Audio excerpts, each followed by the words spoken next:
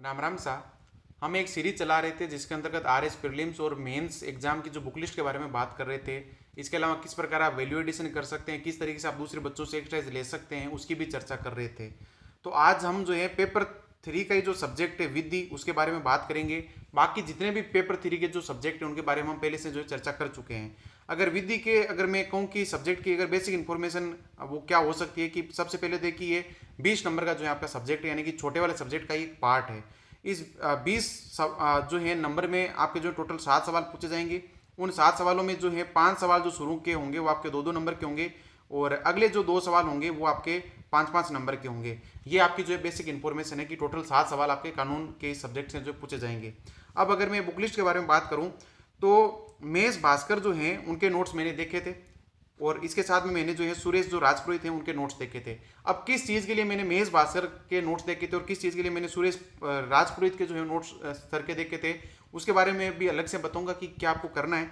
और एक चीज़ आपको यहाँ पर ये ध्यान रखनी पड़ेगी कि जब मैंने ये नोट्स देखे थे मेरे पास सिर्फ मुश्किल से 47 दिन थे, कि 47 दिन बचे थे और मुझे पूरा पूरा कानून का ये जो सब्जेक्ट था पूरा खत्म करना था। इसलिए मेरे पास लिमिटेड टाइम था, और लिमिटेड टाइम के अंतर्गत मैं सारी चीज कोचिंगों के नोट्स या फिर अलग अलग सोर्स थे उनको नहीं देख पाया था, और एक्चुअल एक्ट को भी नहीं देख पाया था कि उसकी भाषा कितनी टफ है और कितनी टफ नहीं है। इसलिए मैं एक चीज़ आपसे कहूँगा कि आप इनसे अलग नोट्स को भी देख सकते हैं, इनसे बेटर भी नोट्स हो सकते हैं, ये मैं गारंटी के साथ आपसे कह रहा हूँ। इसलिए अगर किसी दूसरी कोचिंग के या फिर कोई दूसरे वैसे कोई मेंटर है जिन्होंने इनसे भी बेटर नोट्स बनाए हैं, आप उनको फॉलो कर सकते हो निश्चित रूप से, क्योंकि मैंने उनके नोट्स देखे नहीं है। और ये मैंने चीज़ नीचे लिख भी दी है कि नोट में कि ओरिजिनल एक्ट्स और अन्य जो कोचिंग के नोट्स हैं उनको अपने विवेक से चुने। अगर आपको लगता है कि दूसरी कोचिंग के नोट्स जो हैं अमेश भास्कर के नोट्स हैं और सुरेश जो राजपुरोहित सर नोट हैं उनके नोट्स से बेटर हैं, तो आप उनको चुन सकते हैं, कोई दिक्कत नहीं। लेकिन अपने विवेक का प्रयोग करें, बुद्धि का प्रयोग करें, न कि भेड़चाल का। इस चीज़ का आप ध्यान रखें। और इसमें एक चीज़ और ध्यान रखनी है, वो क्या है, इंटरलिंकेज। अब इसमें लॉ के जो ये वाला पार्ट है जो सब्जेक्ट, इसमें बहुत ज़्यादा इंटरलिंकेजेस हैं। किस तरीके से? एक आपके पॉलिटिक्स होगा कि कई सारे पॉलिटी के जो टॉपिक है वो यहाँ पर आ जाएंगे, कई सारे सोसाइटी का पार्ट जो है यहाँ पर आएगा, सीए यानी कि जो अभी के जो मुद्दे चलते हैं है ना आपके करंट के, वो वाले इससे जो है कवर हो जाएंगे। और यूपीएससी जिसने यूपीएससी की जिसने प्रिपरेशन की उसका एक जो कानून का जो ये पार्ट है वो बहुत बड़ा पार्ट जो कवर हो जाता है। लेकिन बस यूपीएससी से थोड़े सा अलग यहाँ चीज़ें ये कि यहाँ पर धाराएं तक आपको याद रखनी पड़ती है कि फलानी धारा में ये लिखा हुआ है, इसमें ये लिखा हुआ है, जबकि यूपीएससी में एक बेसिक जो अंडरस्टैंडिंग है वो कहीं ना कहीं जो डेवलप हो जाती है। और एक चीज़ आपको यहाँ पर ये भी ध्यान रखनी है, मान लीजिए कोई आपको चीज़ समझ में नहीं आ रही, वहाँ पर आप किसी भी एक अच्छे टीचर के जो वीडियो देख सकते हैं। जैसे कि मेष भास्कर है तो कोई ना कोई ऐसा दोस्त होगा जिसने जो इनका कोर्स ले रखा होगा, तो इनकी आईडी जो है लेकर जो आप देख सकते हैं। जैसे कोई कब्जा है, कब्जा क्या होता है, स्वामित्व क्या होता है, ये चीज़ें मान लो समझ में नहीं आ रही आपको, तो यहाँ से इनके वीडियो देख सकते हैं। या फिर जो 2 राजस्थान से संबंधित जो एक्ट बने हुए हैं और ना, तो चीज़ें याद करने में दिक्कत आती है कभी कभी, यार ऐसा लगता है रटना पड़ रहा है। तो आप कभी खाना खा रहे हो या फिर घूम रहे हो इधर उधर, तब इनके वीडियो को आप फॉलो कर सकते हैं, देख सकते हैं। आप बाकी किसी और टीचर की भी देख सकते हैं जो कि यूट्यूब पर फिर भी पढ़ा सकता है। अब हम आते हैं सिलेबस पर कि इसका सिलेबस क्या है। तो ये इसका पूरा का पूरा सिलेबस है टोटल। इसमें अगर आप देखोगे तो 5 पॉइंट हैं ये। और अब इसमें अगर मैं बताऊं कि किसमें आपको मेष भास्कर को फॉलो करना चाहिए और किसमें सुरेश राजपुरोहित को, वो अब जैसे कि शुरू के जो 4 पॉइंट है ना ये वाले, यहाँ पर आपको जो है मेष भास्कर को फॉलो करना चाहिए। और जो सबसे लास्ट का ये जो पॉइंट है इसमें, जैसे कि राजस्थान भू राजस्व अधिनियम है और राजस्थान काश्तकारी अधिनियम है, यहाँ पर आपको जो सुरेश राजपुरोहित जी हैं उनके नोट्स को जो है वो देखना चाहिए। और मैंने इसी तरीके से देखा था, आप किसी और को भी देख सकते हैं, मैं बार बार कह रहा हूँ आपसे यही। अब यहाँ पर अगर एक एक सिलेबस की बात करें, जैसे कि ये कि विधि की अवधारणा क्या है, उसमें स्वामित्व क्या होता है, कब्जा क्या होता है, व्यक्तित्व क्या होता है, दायित्व क्या होता है, और अधिकार और कर्तव्य क्या होता है। तो अधिकार और कर्तव्य आप कहाँ पर पढ़ते हैं? पॉलिटी में पढ़ते हैं। अगर आपको पता है तो लक्ष्मीकांत में आपने जरूर पढ़ोगे, बेसिक अंडरस्टैंडिंग आपकी हो जाएगी कि अधिकार क्या होता है, कर्तव्य क्या होता है। बाकी यहाँ पर अलग अलग तरह के अधिकार भी पढ़ोगे आप, अलग अलग तरह के कर्तव्य भी पढ़ोगे। बाकी नाम से ही लग रहा है कि आपको चीज़ें जो अच्छे से लिख सकते हैं आप। उसके बाद में क्या कि वर्तमान जो विधिक मुद्दे क्या है, सूचना का अधिकार। तो ये जो पार्ट है ना सूचना का अधिकार, इसको भी जो है आप पढ़ोगे। अब वो कहाँ पर पढ़ोगे?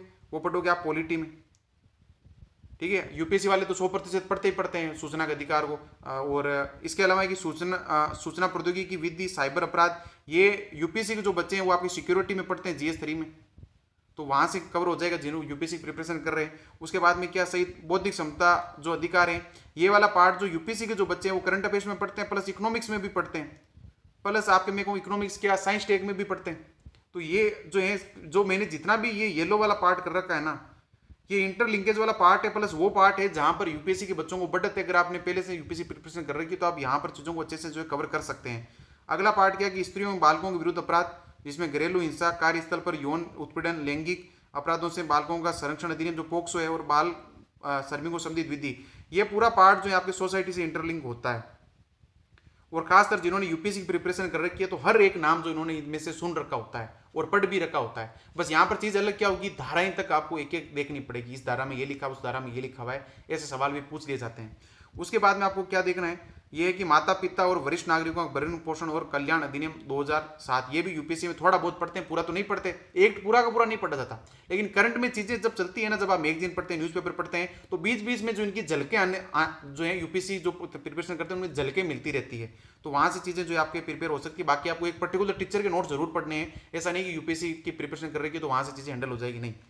और अगला सबसे लास्ट में जो मैंने बताई थी यहाँ पर आपको कि राजस्थान भू राजस्व और जो काश्तकारी अधिनियम, उनके लिए आपको जो है सुरेश राजपूत सर के जो नोट्स हैं वो हैं देखने चाहिए। और एक ने स्टूडेंट ने पूछा था कि कहाँ से मिलेंगे, तो एक तो है कि इनका टेलीग्राम चैनल है, वहाँ पर जो है पीडीएफ सेक्शन में आप देखना कि कहीं ना कहीं इनके नोट्स हो सकता है मिल जाए, और वहाँ पर न मिले तो फरवरी से लेकर जून के बीच जो इन्होंने कोर्स लॉन्च किया था कुछ है ना, छोटे सब्जेक्ट वाला, वहाँ पर जाओगे तो इनके कोर्स का लिंक मिल जाएगा कहीं ना कहीं, तो वहाँ पर हो सकता है कि आपको कोर्स के लिंक के साथ कोई पीडीएफ वगैरह जो है वो मिल जाए। और मान लीजिए कि कोर्स महंगा लगे आपको कि भी नहीं यार अब तो टाइम भी गुजर गया, उस कोर्स की क्या वैल्यू है, तो आप इनसे आप सीधा डायरेक्ट कॉन्टैक्ट कर सकते हैं, किसी के पास नंबर भी मिलते हैं पुराने स्टूडेंट के पास कि पीडीएफ जो है अगर फ्री में अवेलेबल हो सकती है तो, या फिर कुछ पैसे देकर भी अगर अवेलेबल हो जाए तो आप देख सकते हैं। बाकी ये जो है बेसिक अंडरस्टैंडिंग है पूरी की पूरी विधि की, और आप जो है इसे बेटर भी अगर आपको बुक लिस्ट मिले तो आप निश्चित रूप से फॉलो करें, क्योंकि मेरे पास वक्त बहुत कम था, मैं सब बुक लिस्ट को नहीं देख पाया था इसमें कि इस कोचिंग अच्छे हो सकते हैं, उस कोचिंग के बेटर हो सकते हैं। और बाकी आज के लिए मेरी तरफ से राम राम सा।